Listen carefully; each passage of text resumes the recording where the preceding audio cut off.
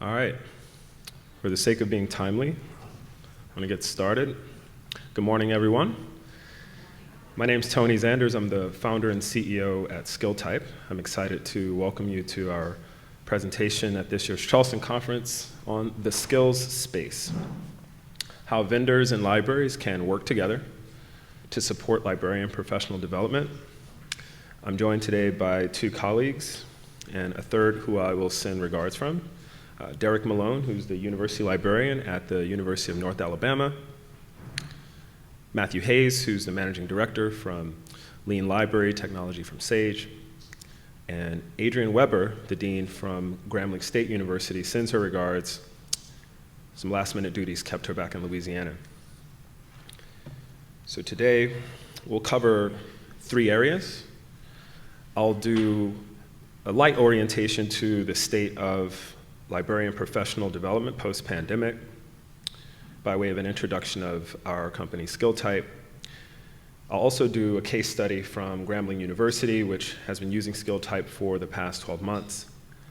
I'll then hand things over to Matt to talk about how Lean Library partners with Skilltype to encourage professional development amongst its users. And then we'll wrap things up with some real-world perspectives from Derek and the University of North Alabama. So let's jump in. So about 4 years ago, I started a company called Skilltype, which is the first talent management platform for libraries. Historically, we've really conceptualized libraries as collections of information, and after about 10 years working for vendors like Exlibris and EBSCO, I was inspired by librarians who were telling me all the challenges they were having with not managing the collection, but actually managing people and the organizational side of things.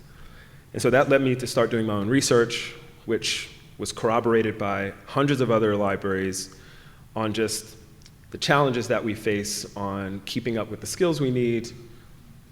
Is the master's degree preparing us for the workforce? Is our workforce diverse enough? Are we paying people enough? Do the roles map to the things that faculty need us to perform, and so on and so forth? We now have grown from a community of 9 libraries talking about these issues to over 300 libraries. Professional associations, even iSchools are now collaborating on preparing our workforce for the future. One of the highlights we'll get into is how we have indexed over 5,000 training resources, including all 500 of the conference proceedings from Charleston, and we describe them with some neat metadata I'll show in a moment, and we create personalized training plans for every employee. We're based in Louisiana, where I'm from, and we now have about 14 employees, and so things are growing. Below, under our photo, you'll see some of the libraries that have adopted this new data-driven approach.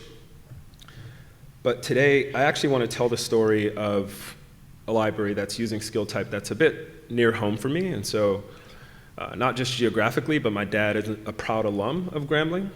Go Tigers. Not LSU Tigers.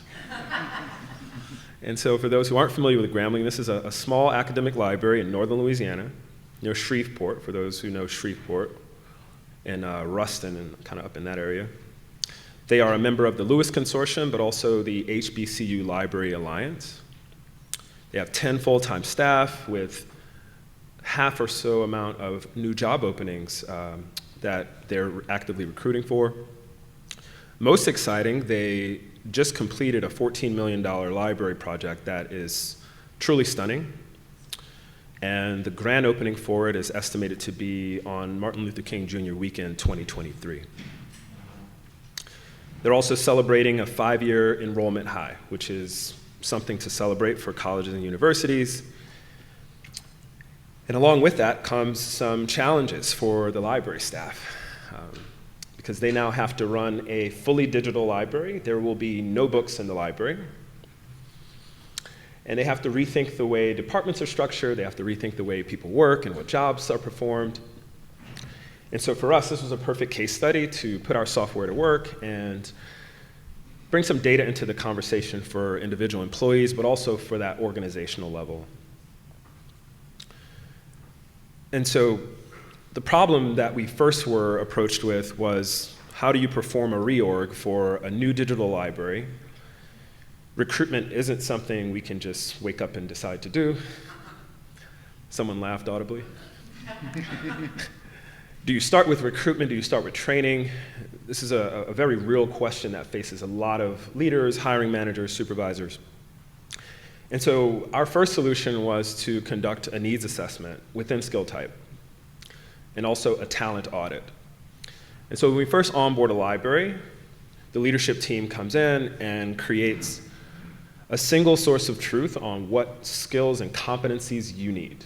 And so this is an aspirational conversation, saying, in this department we need these skills. Well, in this branch we need these competencies. And that all comes together in one interface, so that now we're all on the same page, and we're using a controlled vocabulary that has over 400 library competencies. That vocabulary was built from about a dozen core competency frameworks, including the ALA core competencies, SLA. NASIG has 3 of their own that we incorporated. And so step 1 is this needs assessment. And so as we have these conversations, we now can all reference the same aspirational goals. The next step, there's still difficulty filling open positions. We also encountered the decreased travel budget for conferences, which I'm preaching to the choir. Glad to see all of you in person here. The solution here was to use the data that Skilltype's bringing to make the case to the administration that there are key skills we need, and we have identified where the skill gaps are. And so how does Skilltype accomplish this? After you perform your needs assessment, each employee performs a self-assessment saying, here are the skills that I have, here are the skills that I want to learn, and the software does a comparative analysis of those 2 data sets, and we break your needs into 3 categories. And so the first are skills that you have acquired that you need, and we can show you the people who have those skills. That second column in yellow is called interested. And so those are the employees that want to learn the skills you need. And so these are the people who have that personal goal and interest in reskilling and upskilling, not on their personal Bitcoin or Harry Potter habit, but on actual skills you need. And then thirdly, missing. And so based on that needs assessment, you'll have perhaps no one has those skills and no one wants to learn those skills. And so in that scenario, that far right column is showing you where you do have to go external and look outside. Hopefully, there aren't too many there, but in the case of Grambling, there were quite a bit. And so that aspirational goal for where the library should be organizationally, there's a gap between where they are today. And so this report can be downloaded, it can be shared with folks, and you can use that to make the case for additional funding and training or in hiring new positions to be created. And that was successful at Grambling to get them 5 new requisitions that have been approved. Now that that's the case, each employee is in Skilltype, they have done their self-assessments, and there's still a challenge of finding quality training for employees, because who has the time of day just to sit around browsing every virtual conference and every professional development opportunity? Does anyone still get email listservs to their actual inbox? Raise your hand. Ooh, okay. That's surprising. Long live the email listserv. Well, the way that we wanted to help with this challenge is to start creating personalized training plans for everyone, because software is capable of doing this. Now that we know what each employee is interested in learning, we can describe those trainings we index with those same skills, and we can only show you the needles in the haystack. There's also a browse area that you're looking at now where you can browse every training by topic, by job role, by product. And this saved the library director time, it saved the library other managers time, and now they can simply have a conversational check-in with the employee on sort of what types of things are you seeing and learning.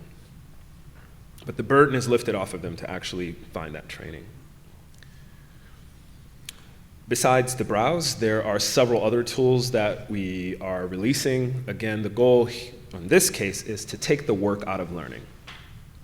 Because right now it's quite difficult to find the time to do training. It's also quite difficult, if you do have the time, to find relevant material.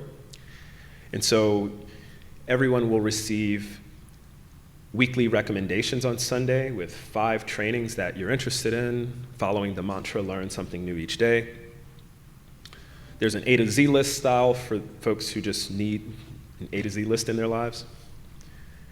The top right, you can also search these items. At the bottom right, we just released learning playlists, which is a way to curate a sequence of training. So think about Spotify playlists for music, but the equivalent for training and development. And so with these tools, over the past 12 months, each employee is now averaging 1.9 trainings completed each week. And this was for a library that wasn't able to send everyone to the conferences, wasn't able to even find the time to assign relevant material. And the data underneath this is very visible, downloadable, reportable as well. In total, over 900 trainings have been completed over the past 12 months at this library. And these are coming from quality sources including Charleston, CNI, Special Libraries Association, RL UK, and it's a global database. So what's next with Grambling at Skilltype? So they'll continue to try to close those skill gaps from a training perspective, while also trying to fill those requisitions. They'll also begin to leverage Skilltype's consortial functionality, which is something we've recently released. And so if you belong to a consortium, you have the option to share your data set upwards to a network or a consortium. And so that missing column of skills that you don't have and no one wants to learn, we can expose other member libraries in case they have those skills. And so we will show you which other member libraries have the expertise that you're missing, in case you want to collaborate them or have a shared services conversation. So at the bottom right, as a result of being a member of the Lewis Consortium, and Lewis as a consortium has adopted Skilltype, Grambling can now see, for areas that we're missing, which other libraries can collaborate with us in this area. Besides Grambling, one of the areas we are also moving into is identifying who are the other training providers that libraries need to be a part of this more data-driven approach to find the right training at the right time. And on that note, we're very excited to announce our first vendor partnership, which is with Lean Library. And so Lean Library is an equally, it's an aspirational organization for us because they found a very novel approach to a problem. And we aspire to do the same, but they have a growing user community. They want to connect that user community. They want to ensure people using the product have access to the right trainings and updates on that product. And so we'll hear from Lean Library and a user of that product on how Skilltype integrates with their community. Matt?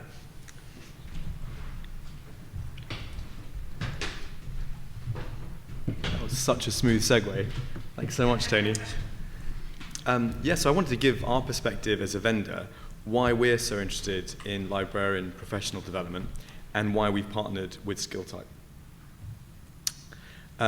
So the clue's in our name, Lean Library. We're all about the library. We were founded by a librarian, and our mission statement is to help redefine and amplify the power of the academic library to advance teaching, learning, and research. So all of our product strategy is organized around how can we better serve the library. And last year, we did a big white paper, which was built off a survey of librarians and patrons globally, as well as interviews. And we did that because we wanted to understand what does the next 10 years look like for the library and the librarian's role, and how is the librarian-patron relationship changing. And I just want to give you a couple of key highlights from that. So the first, which is probably very familiar to all of you, is that most patrons begin their discovery journey outside the library. And that's the same, really, whether they're faculty or undergraduates. If you look on the graph on the left, that's from our survey, and you can see that in our survey, the library's between 20 to 25% of discovery workflows. So only around 20-25% of patrons start their discovery process at the library's discovery service. Instead, they are mainly going either direct to publisher content via social media and other recommendation engines, or they're using Google and Google Scholar. And we have our own Lean Library data where we can see through users of our browser extension that around 50% start on Google Scholar. So big summary from that then is that most patron workflows are now beginning outside the library. Another key finding is that there seems to be a real lack of understanding about the library's role and the librarian's role, and all of the support that can be provided to patrons. So if you look at this graph here on the left, when we asked patrons how relevant they deemed the library or librarian to them, a significant minority said they deemed the library not relevant at all to them. And in fact, that was particularly dramatic in the UK, where 42% of respondents said they would never use a librarian or deemed the librarian not relevant to them.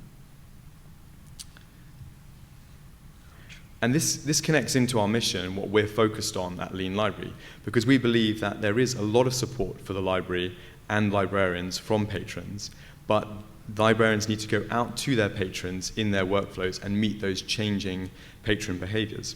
So when you then ask patrons, do they appreciate the library, do they appreciate their librarian, you get a resoundingly positive response. 84% of faculty patrons and 64% of student patrons saying they appreciate their librarian a lot or a great deal. When you ask them what they want from the library, they say they want the library more embedded in their workflow. They want the library to come to them and to adjust to the way that their workflows and work behaviors are changing.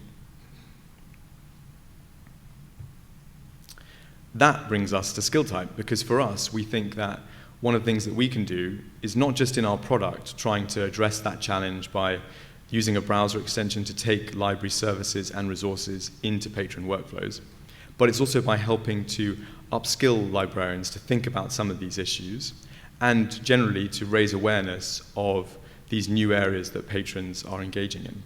And so Skilltype was an ideal opportunity for us to help build our user community and to start sharing insights between our users that could benefit this overall area of getting the library into patron workflows. So in April this year, we reached out to Skilltype and began to partner, and we're using Skilltype now as our home for product training, events and webinars, but also for all of our thought leadership. So in the future, any more white papers or podcasts or things like that we do, we will be surfacing in Skilltype. And for us, that felt obvious, because rather than having our own dedicated Lean Library portal, we're working with someone that could become the home for all vendors. And we think that is more librarian-centric than trying to build up our own community. We also like the way in which Skilltype offers recognition for the way librarians develop and increase their knowledge of certain areas. And also we thought it was really powerful for networking. So for us, we find that other librarians can speak much better to the value of Lean Library and the use case in their university than we can. So the advantage of Skilltype is that you can assign yourself as an expert in Lean Library or someone that uses Lean Library, and other librarians can then come to Skilltype, search for those librarians and reach out to them directly and say, hey, this guy Matt has told me Lean Library is amazing. Is it really true? Can you tell me more about it? So with that, I want to pass over to Derek. Derek has been a long-standing Lean Library partner, and he's going to show you some of the features we have and then how a library like UNA can use Skilltype to find more information about those integrations and engage with other librarians.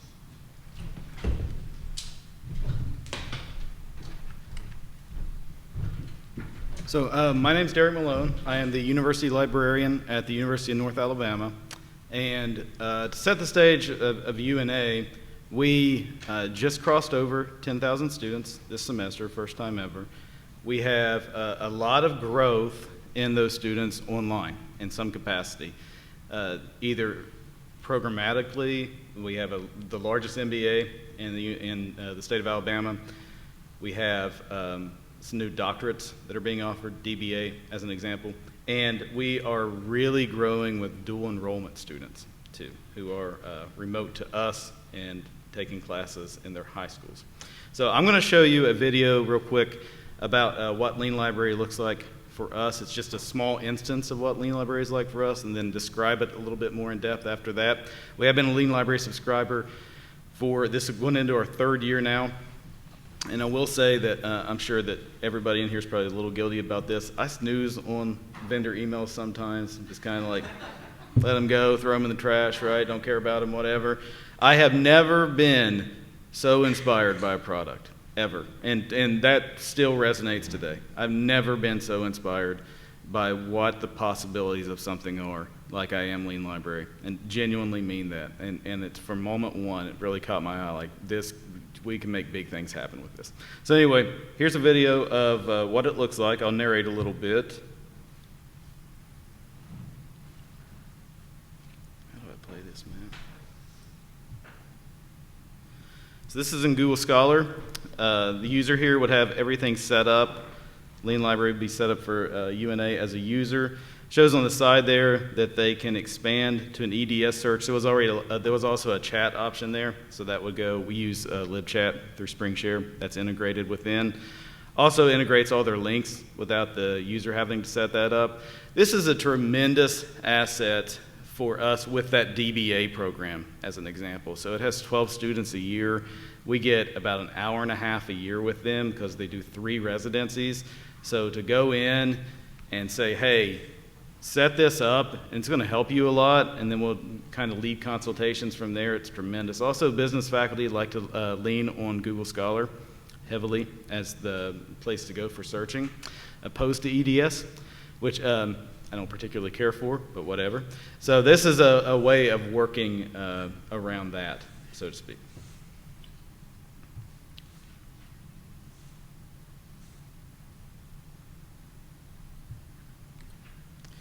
So like I said, we're going into year 3. So these are a few things that we've learned so far about using Lean Library from our experience. It's a hit when you introduce it in instruction. It resonates immediately. The feedback's extremely positive. I think that the user knows that good things can happen, and it's going to help them. It genuinely is going to help them. We use what are called assist messages a lot, and that wasn't shown in there in the Google Scholar interface, but I can give you a quick example of one. We're able to redirect from specific websites or overlay from specific websites with helpful information, and one that we do that with is our local newspaper. Our local newspaper is behind a paywall. Everything's behind a paywall. But we have database access through a database called Access World News, has full image availability daily. So they could actually go there and read the newspaper.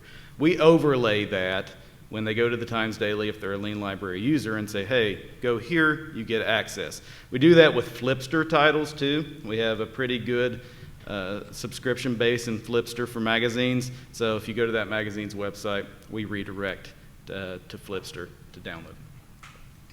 Usage has increased monthly. Since the month we instituted it, it has increased monthly.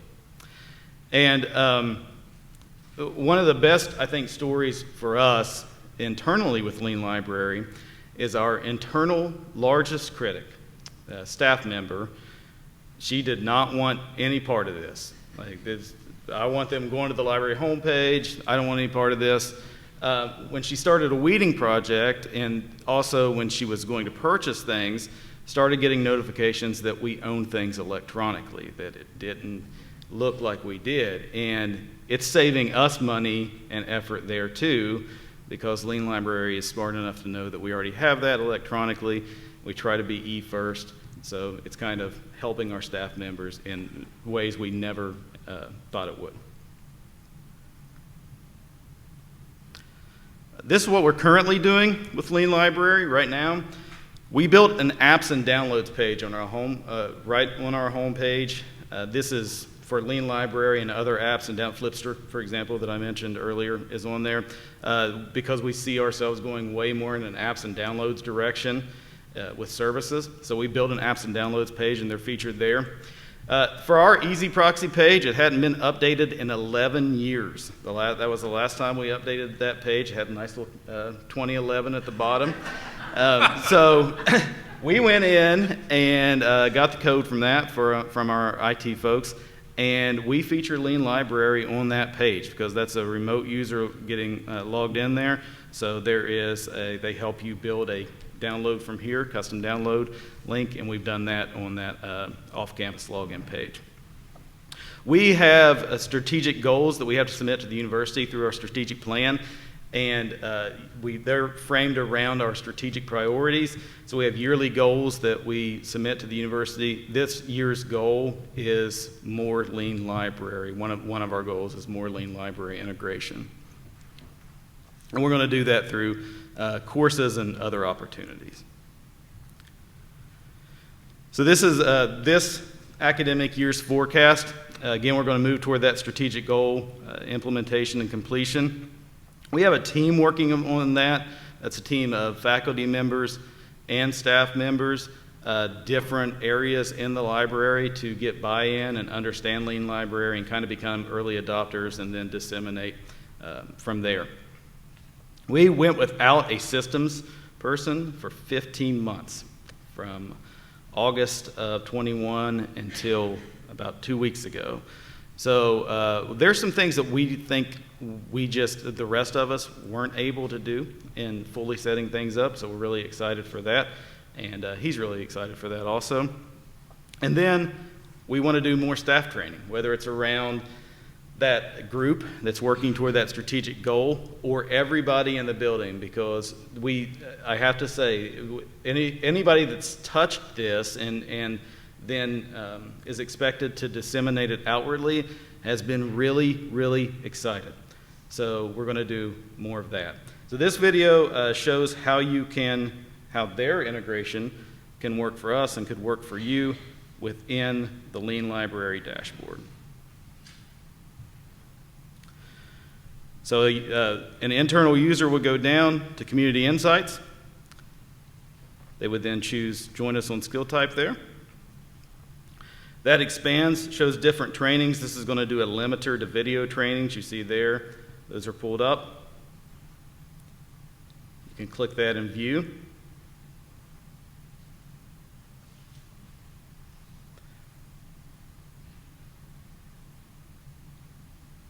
And then on the side, you see Lean Library Teams Library Partners. These are other users that you can connect with throughout that are using the product. And then you can shoot, ideas back and forth on things to do.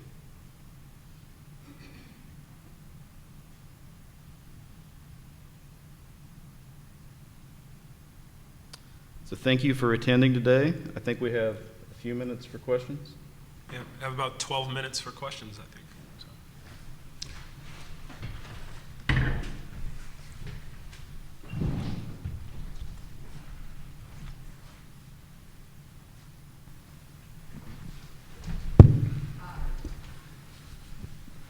Hello. I'm Ross Hedford from Wake Forest University, and for my Sage friends who are in the room, they probably know what I'm going to ask.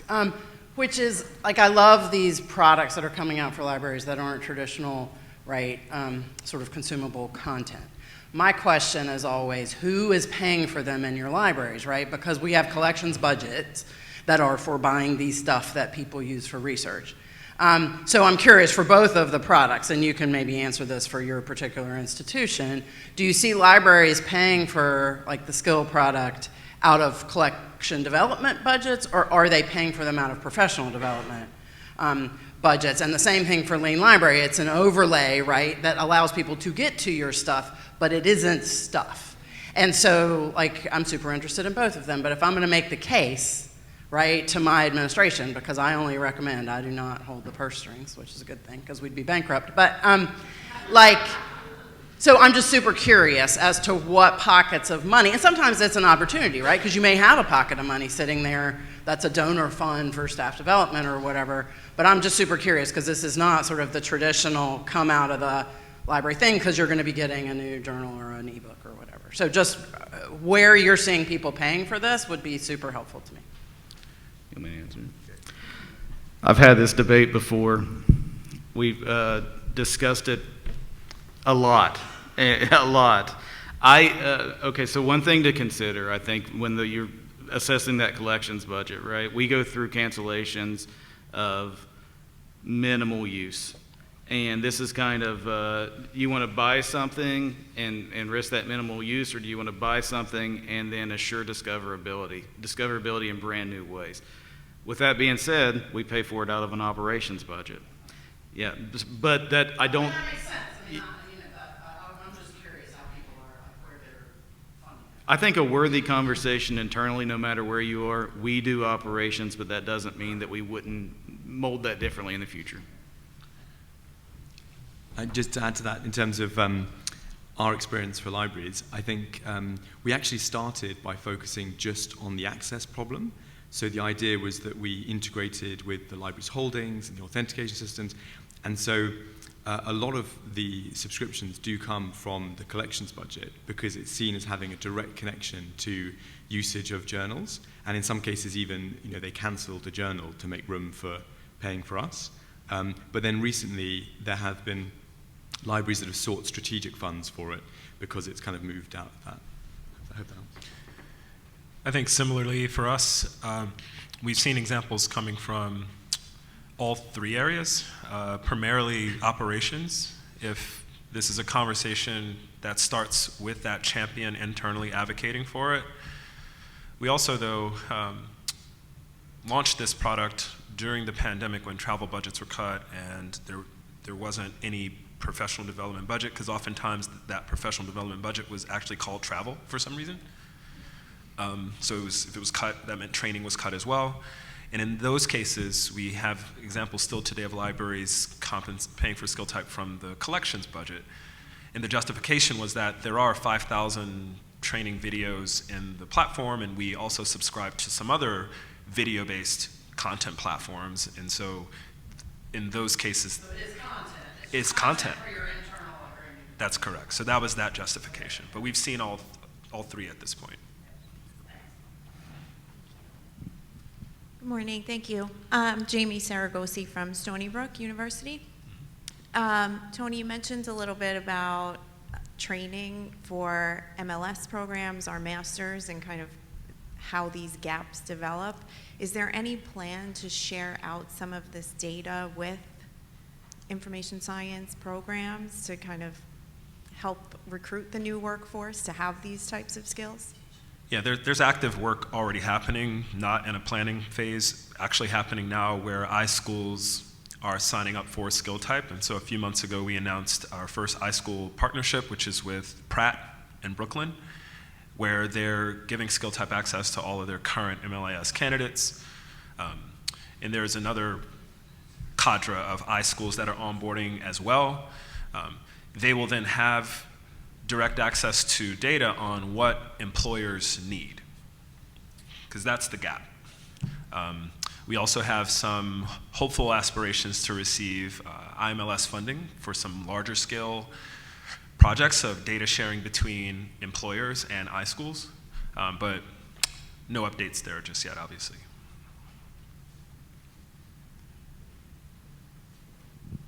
Hi, Martha Cedric from Sage. Tony, I wondered if you could tell us about what are some of the hot skill areas, where are the biggest gaps today that you see sort of trends in? What should we all be building our, collective training around? Digital literacy, remote learning, instructional design, analytics. We have like 300 presentations just on analytics. Yeah, those are four of the big ones. And then obviously Ex Libris Alma, folio training is now cropping up. We have over 300 folio trainings. So I think those are 6 that just immediately jump out. Diversity, equity, and inclusion. There was which I'm not actually sure whether that is demand coming from the library as much as a proliferation of those trainings and that just came into our atmosphere the past 2 years. But there's probably over 800 presentations and trainings on DEIA-related topics as well.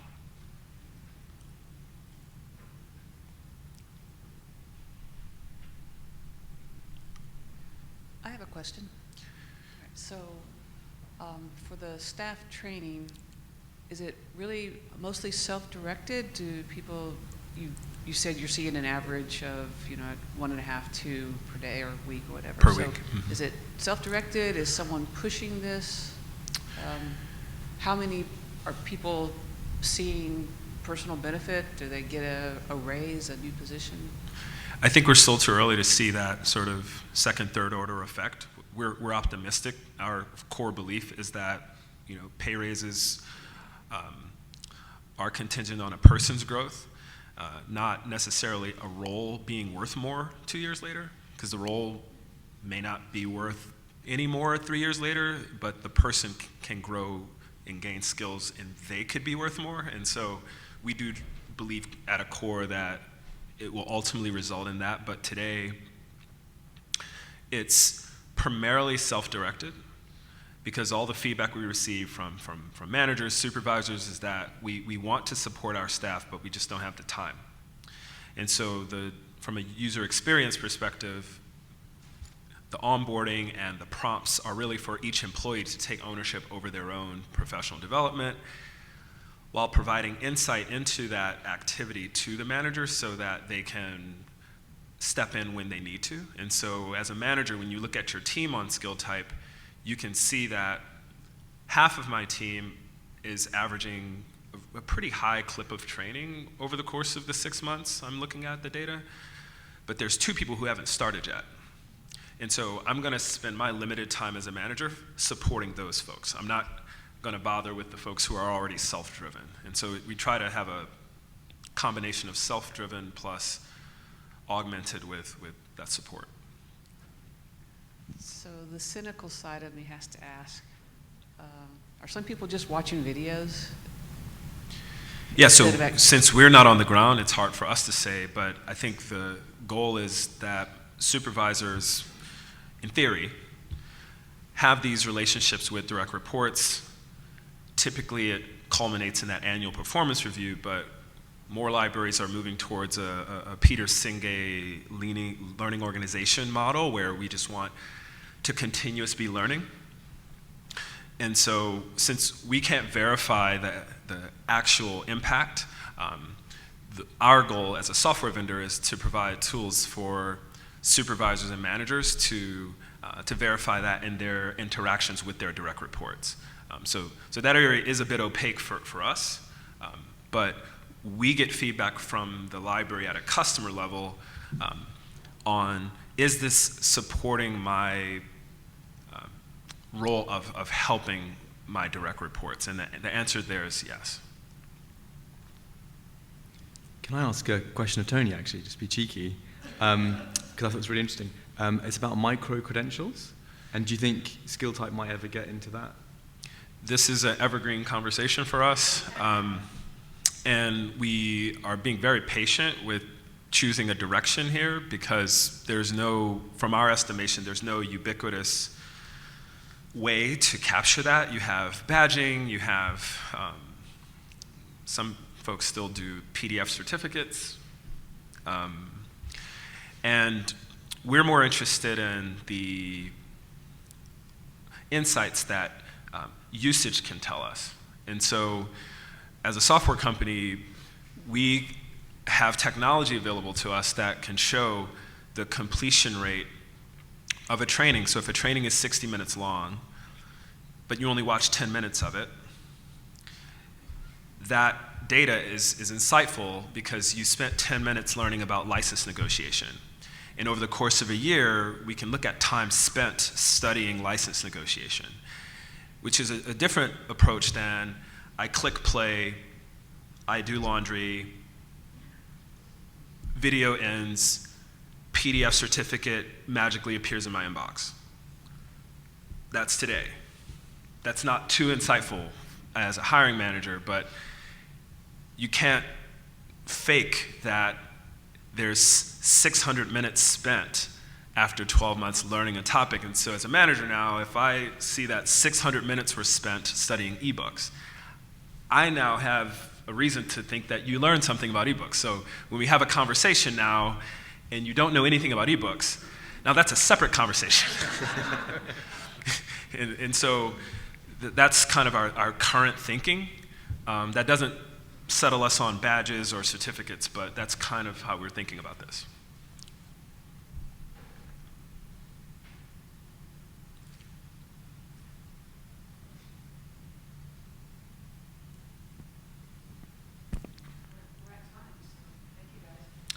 Thank you.